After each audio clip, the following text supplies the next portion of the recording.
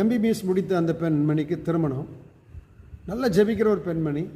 விசாரித்தாங்க, நல்ல பையன், எம்ஃபில் முடிச்சிருக்கிறாரு, துபாயில் ஒரு நல்ல போஸ்டிங்கில் இருக்கிறாரு. கல்யாணத்தை கட்டி வச்சாச்சு. முதலிரவில் போனால் அங்கே ஒரு ஷாக் காத்துட்ருக்குது. ஒரு ஃபுல் பாட்டில் அவர் ஓப்பன் பண்ணி ஊற்றிட்டு இருக்காரு. இவங்க பாலை தூக்கிட்டு போகிறாங்க.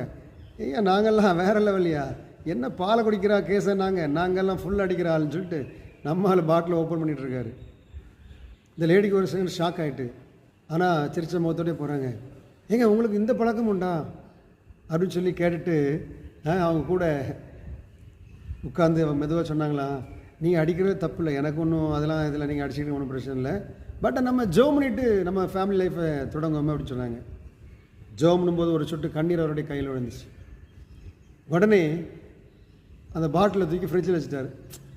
ஏதோ அதே டைமில் மூளையை விட்டு ஏதோ வெளியே போன மாதிரி ஒரு ஃபீல் பண்ணியிருக்கிறாரு. அந்த குடிக்கிற மனம் போயிட்டு உடனே பாட்டில் தூக்கி வச்சுட்டு நினச்சார், சரி 2 நாள் கடிச்சிருச்சிக்கலாம், எங்கே போகுது எல்லாம் நம்ம தானே அப்படின்னு ஃப்ரிட்ஜில் வச்சுட்டாரு. பார்த்தா 4 நாள் ஆகிட்டு ஷாக் ஆகிட்டு வருது. என்னடா டெய்லி நைட்டு அடிக்கலாம் தூக்கம் வராது, 25 வயசுலேயே அவர் நிலைமை பாருங்கள். 4 நாள் அடிக்கலாம் தூக்கம் வராது, எப்படா 4 நாள் அடிக்காமல் இருந்தோம், அன்னைக்கு மொடா கொடி அடிச்சிடும் சொல்லிட்டு பாட்டில் திறந்து ஊற்ற போனால் ஒரே கொம்பிட்டு வந்துச்சு. அன்னைக்கு விட்டவர் தான். என்கிட்ட பேசும்போது அவருக்கு 52 வயசு, 27 வருடமாக ட்ரிங்க்ஸ் அடிக்கவே இல்லை. ஹல்லேலூயா. ஒரு சகோதரனுடைய கண்ணீரான விசுவாசமான ஜெபம், அதிகாரமான ஜெபம், அந்த இருளின் ஆவின் புள்ளியிலிருந்து அவர் விடுவிச்சிச்சு. இன்றைக்கி பாருங்கள், அவர் ஜெபம் பண்ணி அவருடைய மனைவியுடைய கேன்சர் சோமாச்சு. அந்தளவுக்கு ஒரு ஸ்பிரிச்சுவல் மேனாக மாறிட்டார். எவரையும் மேன்மைப்படுத்த பலப்படுத்த கத்தரலாகும். ஜெபிக்க ஆரம்பிச்சிங்கன்னா எல்லாமே மாறிடும். முதல்ல தேவ பிரச்சனத்தை உங்களால் உணர முடியாது. உங்கள் ஜெபம் கேட்கப்படாத போல தான் தோணும்.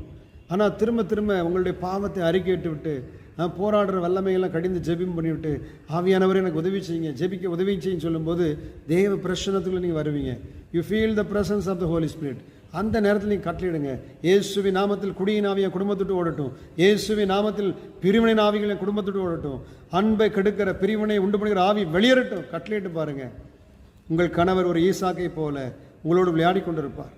ஈசாக்கு தன் மனைவிக்கான தன்னுடைய தாயார் இருந்த துக்கம் நீங்கி தான் மனைவியை தன்னுடைய தாயாருடைய கூடாரத்துக்குள்ளே கொண்டு போய் சந்தோஷமாக இருந்தாராம்.